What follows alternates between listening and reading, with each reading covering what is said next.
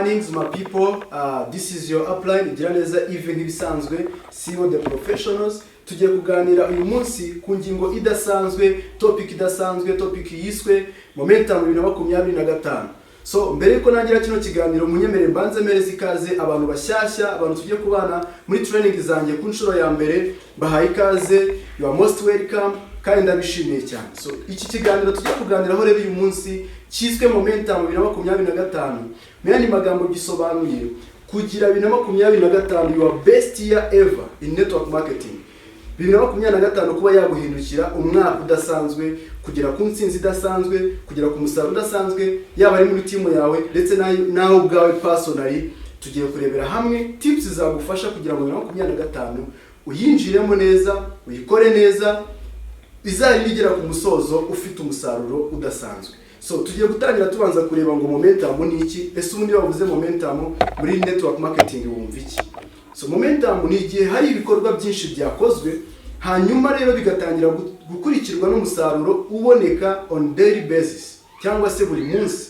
Icyo gihe uzatangira kubona uri kwinjiza abafite ibikorwa benshi buri munsi, uzamenye ko ari momentum yawe. Cyagiye uzabona watangiye kuba ufite abatumirwa buri munsi, umwuka mutumira mukanya agakurikirwa n'undi cyase bahagiriye hamwe ari batanu icyarimwe, ejo ukabona haje abandi gutyo. So iyo movement icyo gihe izakwereka ko uri muri momentum yawe. Igihe uzabona ufite abakiriya buri kanya bari kuguhamagara, umwe akaguhamagara undi akanasanga iri line busy, ari undi mukiriya nawe ari kuguhamagara, icyo gihe ufite momentum. So muri business rero momentum, ni bavuga momentum ujye wumva movement ya result nyinshi ziza mu gihe hari ikihe kindi gishize uri gukora ibikorwa byinshi. Kandi magambo hari quote ivuga ngo massive result follow massive activities, cyangwa se umusaruro mwinshi iteka ryose uzakurikira ahari hari ibikorwa byinshi. Ntuzi expecting kubona rero umusaruro mwinshi, momentum mu bijyanye na income yawe, momentum mu bijyanye na team grow cyangwa se gukura kwa team yawe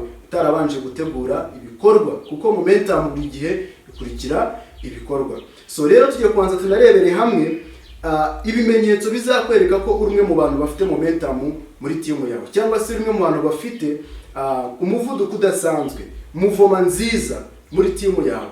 So ikizakwereka ko ufite momentum muri team yawe, icya mbere ni cyagiye uzabona ufite abantu benshi bari kwinjira buri munsi. You have a lot of new people joining your business. Nigiye uzaba ufite abantu bashyashya buri gihe bari kwinjira muri business. Uyu munsi hinjiye umuntu, ejo hinjiye undi, ejo hinjiye undi. Apana cyagiye uzabona sign up uyu munsi ugasanga indi kugira ngo izaboneke yaciyemo amezi 3, haciyemo amezi 5. Ugasanga ubonye umuntu winjiye uyu munsi ariko kugira ngo uzajye kubona undi uzamukurikira haciyemo amezi 5, mwaka, amezi 2 se. Iyo ntabwo ari momentum. Ariko igihe uzinjiza umuntu uyu munsi, icyumweru gitaho ukabonjije undi, icyumweru gitaho ukinjiza babiri icyarimwe, gutyo ukwezi ukajya gushiranyije nk'abantu 5, 10 se, that's a good momentum. So ikintu nshaka kumvisha rero kano kanya ni ukugira ngo wumve nibura ikintu uzareberaho kugira ngo umenye nimba wowe ufite momentum. Umurida mwiza ni wa wundi uzibaza ngo ese ngiyewe na team yanjye turi muri momentum, ese nimba tutayirimo twakora iki kugira ngo ducreating momentum? Nicyo kiganiro tugiye kuganira. So rero ngira ngo mbwire ikimenyetso cya kabiri kizakwereka yuko team yawe cyangwa se nawe ubwawe uri muri momentum. Muri cyagiye uzabona team iri very happy, team yawe urishimye, iri very energetic, iranezerewe cyane, is very excited. Muri team yawe harimo excitement, harimo ibyishimo, harimo energy, icyo gihe uzaba uri muri momentum. Icyo gihe uzanabibonera no muri za groupe za WhatsApp mubanamo nk'abafatanyabikorwa. Cyo gihe uzasharingaho ikintu ukabona ni benshi bahise bakomentingaho, ukabona comment zibaye nk'ijana 100 ingahe ziza ku kintu sharinze muri group. Ariko niyo uzi ko usharinga ikintu group irimo abantu 200 ariko ukagisharingamo umunsi ukarinda wira nta wundi muntu wateyeho comment, guys, ntabwo iyo ngiye ari momentum. Momentum ikintu kizakwerekana uko haba harimo na excitement muri team, haba harimo energy, haba harimo happiness cyangwa se ibyishimo, hahandi umuntu azashyiramo ikintu muri groupe, hahandi uzazana training mu gitondo ukona abantu babaye excited bose baje kuyitabira. So that's what we call momentum. Ikindi kimenyetso kizakwereka ko uri muri momentum cyangwa team yawe iri muri momentum nuko uzabona results zitangira kuza buri munsi. You will start seeing the result on daily basis, on weekly basis. Uzatangira kujibona umusaruro buri munsi, buri cyumweru. Atari wa wundi utumira umuntu uyu munsi uzasanga undi kumutumira bizasaba ikindi cyumweru gitaha. Atari wa wundi uzaba yinjije umuntu uyu munsi ngo yinjize undi mu mezi ari imbere. hari aho uzunguka inshuti cyangwa se prospecting uyu munsi wenda batanu, ariko akazajya kongera kunguka izindi inshuti go prospectinga haciyemo amezi 2. Oya, ahubwo mu gihe umusaruro utangira kuboneka buri munsi uba ufite abakiriya bagura product zawe, buri munsi uba ufite abantu bajoininga business yawe, icyo gihe uzaba uri muri momentum. Muri team se muri rusange buri munsi uba ufite abantu binjije abantu ku buryo bigeze no kuri rwego ushobora kubona passive income. Icyo twita passive income ni cya gihe ushobora kubona amafaranga ukabona ubonye payers cyangwa se matching bonus utazi n'igihe byabereye, waba uhari waba udahari. Hari aba leaders wa developinze bari gukora business ku buryo ushobora kubona amafaranga yandi twise passive income n'igihe wewe waba udahari cyangwa utazi n'igihe byabereye, utazi igihe deal yabereye, ukabona abantu binjiye. Icyo gihe uzaba uri muri momentum, nutangira kubona buri munsi iyo udafite sign up, ufite matching, ufite abakiriya, nibura buri munsi ukabona ufite result buri gihe muri business yawe, muri team yawe. That's what we call momentum. Ikindi kimenyetso cya kane kizakwereka yuko ufite momentum ni cyagiye utangiye kubona you have experiencing the exponential growth in numbers of your team joining, cyangwa se cyagiye utangiye kubona abantu bajoininga business bashyashya bagenda bakura umunsi ku munsi, ndetse no muri income ukabona biragenda bikura. Urugero, uzasanga ari nk'igihe umurida uyu munsi yinjije amafaranga runaka, ariko mu kwezi gutaha n'ubundi ugasanga yinjije yayandi, mu kwezi gutaha yayandi, cyangwa se akanasubira hasi. Iyo ntabwo ari momentum. Kubera iki? Momentum ni igihe ahubwo amafaranga winjije uyu munsi muri uku kwezi, mu kwezi gutaha ushobora gusanga biri kwidaboringa, yikubye cyangwa se yongeyeho percentage runaka, n'ukundi kwezi akazamuka n'ukundi kwezi akazamuka. Ibyo bizakubwira yuko uri muri momentum. Ariko nimba amafaranga winjiza yarabaye constant, wagira ngo ni akazi, kandi network marketing ntabwo ari akazi. Ntabwo ari salary ukwiye kujya ubona iri constant, igomba kuba yakaba iri gukura. So nimba amafaranga rero winjije muri uku kwezi uri kubona mu kundi kwezi nta kintu kiyongeyeho, ntabwo iyo ngiyo ari momentum, ntabwo ari good momentum. So ishobora kuba hari momentum ariko it's not a good momentum. So kugira ngo creating a good momentum no muri income yawe uzabibona ko bigenda byimultiplyinga, umusaruro ubona, income ubona ikidaboringa. That's what we call good momentum. So nyuma yo kubona rero ibyo bimenyetso bizakwereka yuko ufite momentum, umaze kubona ko hari momentum ihari, ese n'iki wakora kugira ngo keeping iyo momentum noneho komeze kuzamuka ku rwego rwiza kurushaho? Ese ushobora kuba urebye bino bimenyetso ugasanga nta momentum ufite, uri muri babandi binjiza umuntu uyu munsi ukazongera kwinjiza undi yaciyemo amezi 2 cyangwa 3. Ese noneho n'iki wakora nawe kugira ngo creating momentum? Uri muri babandi bamatchinga rimwe mu kwezi, cyangwa se hakaba hanacamo amezi 3 nta na matching ubonye. So ese none we wakora iki kugira ngo creating momentum? Uri muri bamwe noneho babona umukiriya wa product uyu munsi, ariko kugira ngo azangire kubona undi mukiriya wa product hagacamo ibyumweru bingahe, amezi angahe, ntabwo ubona nibura abakiriya ba product zawe every single day. Ese n'iki rero nawe wakora kugira ngo creating a good momentum muri team yawe, creating a momentum you personally? Kubera yuko ndagira mubwire ngo ntuze expecting ko team yagira momentum nziza bitatangire kuri wewe nk'umurida, kuko wewe nk'umurida uri moteri ya team yose. Rero nimba uri moteri ya team yose, momentum igomba gutangirira kuri wowe kugira ngo ibone gukwirakwira no muri team yose. N'iki rero wakora nk'umurida kugira ngo creating a team momentum, creating a personal momentum? Ni ikihe kintu wakora? Ese nimba hari yo warusanze ufite, ni iki wakora kugira ngo uyizamure ku rundi rwego rwo hejuru? Tip number 1 yagufasha kugira ngo uzamure momentum ku rwego rwo hejuru, ravuga ngo you must stay in action over a long period of time. Ukeneye kuguma mu bikorwa ibyo wakora, ukaba consistent, ukaguma mu bikorwa igihe kinini. Apana kuba uyu munsi wakoze ibintu ejo ugasiba, uyu munsi witabiriye training ejo wasibye. That's not how to create momentum. Ntabwo uryo uri create momentum. Uyu munsi watumiye abantu 5 ariko wagiye gucamo iminsi 2 nta muntu utumiye, ko ntabwo ari gucreate momentum.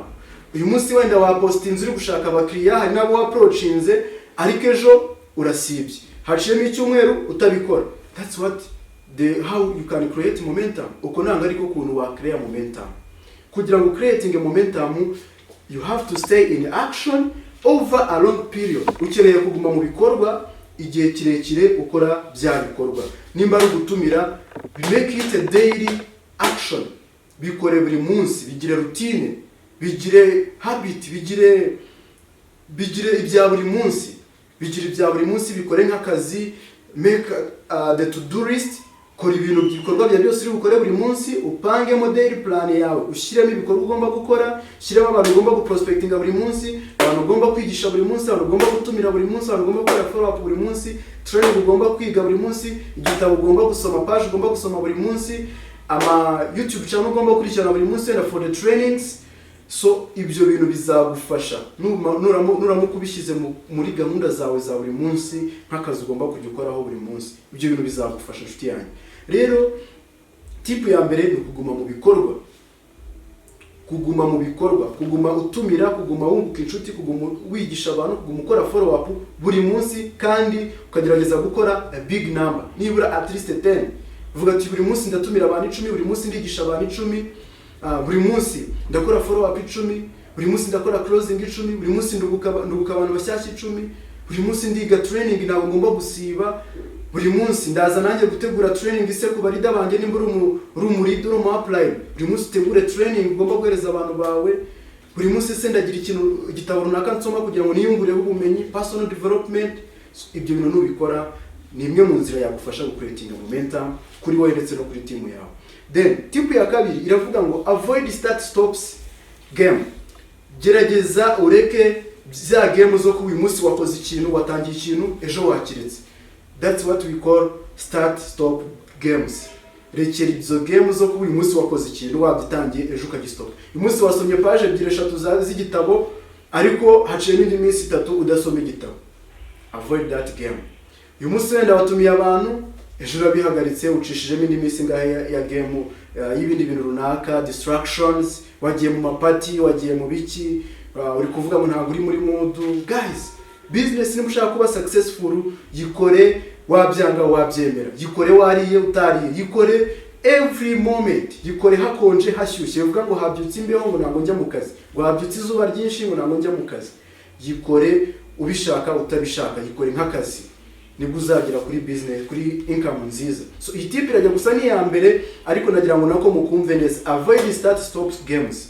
Rekeraho bya bindi byo kuba uyu munsi wiyemeje gukora ikintu ariko ngo kuko utari kubona umusaruro ukahita ugistop. Ukabikora amezi 3 wabona utari kwinjiza neza ukahita ubireka. Hari amagambo nkunda avuga ngo whether you have a good result or bad result, keep working. Waba ufite umusaruro mwiza, waba ufite umusaruro mubi, komeza ukore. Kuko waba uvuga ko ari ufite umusaruro mwiza, impamvu ugomba gukomeza gukora ni ukugira ngo atirara ejo umusaruro mwiza yari afite akabara wubuze. Ni ukugira ngo na creating umusaruro mwiza cyane kurusha uwo afite uyu munsi. None wa wundi nawe udafite umusaruro mwiza, impamvu ukeneye gukomeza gukora ni ukugira ngo nakomeza gukora wa musaruro mubi uyu munsi afite ejo ari uzahindukamo umusaruro mwiza. So waba ufite umusaruro mwiza, udafite umusaruro mwiza, keep working. Avoid start stop games. Wikora ibintu ngo nuko mfite umusaruro mwiza cyangwa mubi, komeza ukore business. Yifate nka business y'igihe kirekire. Iyemeze nibura kubikora imyaka 5 kuzamura, imyaka 10 kuzamura. Uzaba warabonye second effect of network marketing, uzaba waramaze kuzibona kandi ni effect nziza. Tumva nabyise second effect. Uzaba waramaze kubona umusaruro wa network marketing. So then ndagira ngo ubwire ngo kuri tipu ya gatatu yagufasha kugira ngo ucreating a momentum. Ikindi ni follow the system. Go following a system. Nimba uri mu upline, you have to create a system. Mfite system abanyamuryango banjye bakoreramo. Ari system ifasha abanyamuryango bashyashya uburyo bafasha kugira ngo bave mu follower, baba batangiye buri wese atangira mu follower, of course ave mu buryo atangira mu follower ejo azaba ari umurida mwiza. You have to create that system. Ukeneye gukorana na system izagufasha ko aba existing leaders, aba leaders usangamwe bashobora kuzavamo abarida b'igihe kirekire. Kuko hari igihe tugira abarida ukabona umurida mwiza wizereyemo ariko nyuma y'amezi ngahe kagutenguha, nyuma y'umwaka kagutenguha, agatangira kwirara, agatangira kwiyumva, bikorwa bimwe na bimwe akareka kubikora. So ukeneye kujyana system igufasha gukipinga aba leaders, baba top earners, baba big achievers, nabo bagakomeza bakaguma muri activities, bakaguma muri network yawe. Iyo nayo ni system ugomba gucreatinga y'uburyo ugomba gukipinga aba leaders. Ukajyana system yo gukipinga baba newcomers, abashyashya muri business yawe. Ukajyana system noneho yo gufasha aba upcoming business partners cyangwa se babandi twita prospecting. Ese bo umubategurira schedules imeze gute, seminars, OPP, ama presentations, ama business expo. Izo system muri team yawe zirahari. Then umushyashya rero nawe nimba uri kunyumva uri mushyashya, you need to follow the system of your team. Ukeneye gufollowinga system. Nimba hari training ziba buri mu gitondo, kubera icyo utitabira training. Nimba hari training ziba kuri group ya WhatsApp, either se kuri Facebook live, either se kuri YouTube channel, why you don't follow the system? Kubera icyo udakurikirana system. Ukeneye gufollowinga system usanze muri team. kugira ngo uzabe successful. Niba usanze hari amasaha abantu bagomba gutumira muri sizo cyangwa se one on one cyangwa se bakajya mu masemina mu ntara zitandukanye mu bindi bihugu bitandukanye, kuri cyo udakora system, udafollowing the system ngo nawe ukore nkuko abandi bakora. So you have to follow the system niba ushaka ku creatinga momentum. Then tip number 4 yagufasha ku creatinga momentum ni tip iri kuvuga ngo do compressed activities. Gerageza ucompressing activities no gufata ibikorwa byinshi ukabikora mu gihe gito. Apana kwa kundi uzatumira umuntu umwe uyu munsi wamara kumutumira ukikomanga mu gatuza ngo nanjye natumiye umuntu. No, tumira abantu 10 bose ubigishe ku munsi umwe, nejo tumira abandi, nejo tumira abandi, nejo tumira abandi. Pana umuntu uzatumira abantu 10 ku cyumweru ugasanga mu kindi cyumweru ubwo yongeye gutumira abantu. Ibyo ntabwo ari abari ku creating momentum. Injiza umuntu uyu munsi wo kwikomanga mu gatuza ngo ngiye ninjije umuntu ngo wumve ko task yawe wari ukeneye gukora muri uku kwezi yose irangiye. Oya, ushobora kwinjiza umuntu muri iki cyumweru kandi gitaho ukinjiza umuntu. Ushobora kwinjiza uyu muntu uyu munsi nejo ukinjiza umuntu. Wikumva ko amacinze gatanu ngo uvuge ngo birahagije. Ushobora kumacinga uyu munsi nejo ukamacinga nejo ubundi ukamacinga. Do a compressed activities. Gerageza ibintu byinshi kubikora mu gihe gito. Muri network marketing tuba dushaka kugera kuri income cyangwa se ku musaruro ku ntego zacu either mu myaka nk'itanu, kandi abantu bo hanze mu buzima bwo hanze hari ibintu bagira, ibyo bintu ushaka kugira mu myaka 5 bishobora kubafata igihe kingana n'imyaka 30 bakiri kubishaka, either bakabibona cyangwa bakanabibura. Rero nimba koko ugomba kuba we uri muri babandi bashaka kubigeraho mu myaka 5, biranasobanuye ngo ukeneye gufata kakaza abandi bakoraga mu myaka 30 wowe ukaza ukagakora mu myaka 5. Sinzi niba munyumvise neza. Birasobanuye ngo ukeneye gukora compressed activities, wowe ugafata ibintu byinshi ukajya ubikora mu gihe gitoya. Bizagusaba kubyuka amajoro ibicuku, gukora cyane, bizagusaba kuryama utinze, bizagusaba gukora cyane ugakoresha na weekend, pana kuvuga ngo ni muri weekend ngo naruhutse. Bizagusaba gukora no ku minsi mikuru, bizagusaba gukoresha amanywa na nijoro, offline na online, ukore overtime, extra time and full time. That's what you have to do, a compressed activities. Ibyo nibyo uzaba gukora compressed activities.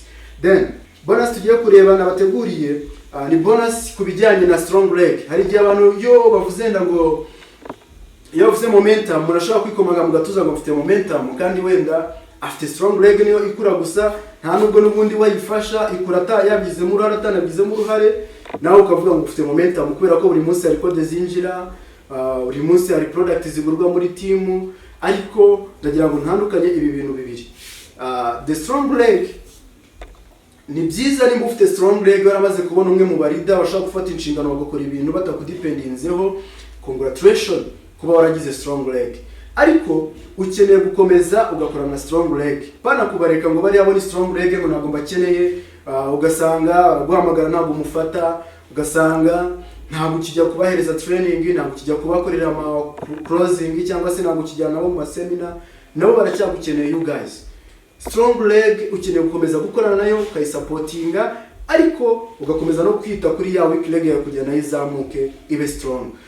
Impamvu rero ukeneye kwita kuri strong leg udakeneye kuyitera umugongo ni iyi. Impamvu ya mbere udakeneye gutera umugongo strong leg yawe nuko strong leg yawe niyo n'ubundi zempowering weak leg yawe, niyo influence ya weak leg yawe kugira ibe strong. Kubera ko abantu bari kuri weak leg bari inspired by the people you have on strong leg. Abantu bari kuri weak leg inspiringwa n'ibikorwa n'ama achievement y'aba abantu bari kuri strong leg. So ukeneye gukomeza kwiyegereza abantu bari kuri strong leg. Mu yandi magambo, umuntu wawe kuri strong leg aramutse anakwitinze biroroshye ko hari n'abantu kuri weak leg nawe yagira gute yakwitingisha. So ukeneye gukomeza kugira ubushuti bwawe ukabwiyegereza cyane abantu bari kuri strong leg, ntubatera umugongo. Ariko nanone ibyo ntibigushuke ngo nimba uri kubona strong leg iri gukura ngo uvuge ngo team yangira gukura ngo momentum ngo ndayifite, ukeneye nanone gukuza na weak leg yawe. So impamvu none ukeneye kugira ngo yegereze strong leg igihe uzaba urimo urategura event, tuvuge uri gutegura event recognition rally, uri gutegura say event ya Thanksgiving n'izindi event, team building, ama event atandukanye, byanga bikunda bizagusaba kwiyegereza strong leg. Ko strong leg uzasanga n'abo bantu bambere bazagura amatike menshi kuko niba hari a big number y'abantu. Icyo gihe uzaba rero ukeneye kuba bari bo bazagufasha gupromoting your event, kugura amatike bwa mbere. So you need strong leg. nibo bazaba bafitemo ama achievement uzarikognizinga kuri stage bikinspiringa babandi bandi bari kuri weak leg. So build your strong leg. Ukeneye kugirana ubushuti na strong leg yawe, pana kwitera umugongo. Igihe cyose umubano wawe na strong leg utameze neza, byose bizaba byapfuye. Ukeneye gukomeza ukabiyegereza, ukeneye gukomeza kubaka ubushuti bwawe nabo, nimba ushaka creating momentum in both side, either weak leg and strong leg. Ikindi hari igihe ubaka team ukabona account yawe yose yamaze kuba strong, account yawe yose ishobora gukora flash out buri munsi, ariko ukeneye kugira ngo n'izindi konti zawe ndi migabane yawe nayo izabe strong, nugukomeza ukiyegereza abantu bari kuri konti ya mbere. Nubwo uvuga ngo bano bo baritwara ngo bisigaye byitwara, bano bo n'abantu bamaze gukura bafite abandi babahagarariye b'abarida bakomeye, ariko still kinabo gukorana nabo ko nibo bazagufasha kuzamura za konti zawe zindi ziri hari inyuma, no bazagufasha kuzamura abandi barida uri kubaka ku yandi maguru y'izindi konti zawe zasigaye cyangwa se ntoya kuri ya yindi nkuru. So ikindi kintu nababwira nuko kuri strong leg ikintu dushobora kwigiraho nuko strong leg igihe cyose uzasanga aribo bantu bazagufasha mu closing, bazajya bagufasha basupportingane, ni nk'umuryango. No kuvuga ngo nimba uri upline toza abantu kugirana ubumwe, wivuga ngo strong leg ndayitera umugongo, oya, ahubwo bose habimo cooperation, habimo friendship, ku buryo uzasigara n'igihe waba udahari uzajya usanga abana barimo barakorana business, ugasanga umurida wo kuri strong leg yawe agiye gutanga closing kuri weak leg yawe, ugasanga umurida wo kuri strong leg yawe yagiye gutanga training muri weak leg yawe. Ibyo bintu bizagufasha cyane. Gusa kandi nshaka gusobanura about strong leg. Strong leg nanga ari abantu ubona muri system y'abakwereka ngo code iburyo bwanjye hari code ibihumbi wenda bitatu, wenda ibumoso bwanjye hari konti ibihumbi 10,000. Wite wumva ko kuri ya side iri abantu 1,000 iri weak, ngo side iri abantu 3,000 iri strong. Oya, nanga ruko bimeze. Kuko bashobora kuba aho ngaho hari 3,000 baproducinga code 100 mu kwezi, ariko hamwe hari abantu 1,000 bagaproducinga code 300 mu kwezi. Bisobanuye ko ya side iproducinga code 300 mu kwezi ni iri strong leg, kuko ntago twavuga ngo side ni iri strong leg tugendeye ku byarangiye, tugendera kuri current situation, current result, current activities ziri kuboneka muri icyo gihe. Ese bari guproducinga code zingana iki buri kwezi, buri cyumweru, buri munsi? Niyo mpamvu rero mubwira ngo niyo yaba ari strong leg ukeneye gukomeza kwifasha ibikorwa bigakomeza bikiyongera, kuko iyo yiretse bishobora kurangira ahubwo ari ibaye weak leg. Nubwo yaba yarabanje ari strong leg, iyo itaje umugongo bishobora kurangira ariyo weak leg, ugasanga baragusaba kongera kwa sponsoring umuntu. So don't confuse yourself with strong leg and weak leg when you want to create a momentum. Nimushaka creating a momentum, ntuzi confusing ngo utangire ngo ibintu byawe create strong leg. Menya uburyo ugomba gukora na strong leg ko nayo urayikeneye. Yego, of course wibande cyane kuri weak leg ko ushaka kuyubaka nayo igakura, ikaguha matching bonus, ikaguha amafaranga menshi, ariko ukeneye also na strong leg. So mu gihe cyo creating a momentum, ukeneye kugira momentum kuri both sides, side zose ziri gukura, nibwo umenya kuri muri momentum uko nibwo nayo income yawe irimo iragenda izamuka, ariko izo side zose nyabuneka uba uzikeneye. So rero mu gihe ndi kugana ku musozo, ikintu nshaka kugira ngo mubwire nuko nimba ko kuri tayari ukaba wari ufite momentum muri team, make sure ko koresha zino strategies, guma mu bikorwa, komeza ukorana na team zawe zose, yaba ari kuri weak side ndetse na strong side, making sure you creating a system, abarida bagafronga the system, trainings, events and so on, ku buryo uyu mwaka wa 2025 kubera umwaka udasanzwe. Nimba nta momentum wari ufite, birashoboka cyane ko zino tips wazikoresha ugacreatinga momentum idasanzwe muri mwaka wa 2025. Harimo tips uri buze kugenda uzisoma zose, creating momentum nawe uyu mwaka winjiza amafaranga menshi, ugire team nini cyane, uzamuke mu maranka, ugire ama achievement atandukanye, ugire aba leaders very strong, then make a result, gira umusaruro uza buri munsi.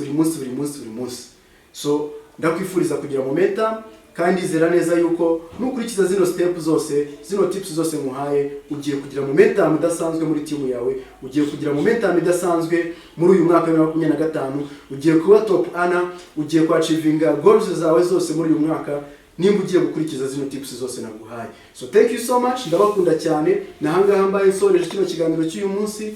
Ndaya nongere mbashimire mwebwe mwakurikirana kino kiganiro kugera ku musozo. Ndaya nongere mbibutse nimba uri mushyashya kuri iyi channel gukora subscribe kugira ngo n'ubutaha ikiganiro tuzashyiraho uzagikurikirane mu ba mbere, kandi ufate link usharinge ku bafatanyabikorwa bawe bose. Niba hari abafatanyabikorwa bawe bashyashya ufite, ni byiza kubereka iyi YouTube channel yacu kugira ngo nawe ajye dukurikirana buri munsi, bimufashe kuzamuka umunsi ku munsi muri business yiwe. Ndagushimiye cyane, duhe no muri comment igitekerezo cyawe, icyo twazakuganirizaho ubutaha, nimba twabikoze neza se, nimba ubona ari ikintu twakongeramo se kugira ngo ubutaha training izaryohe kurushaho. Dukeneye comment yawe. So do subscribe, like, share and comment. Ciao ciao, ndabakunda cyane.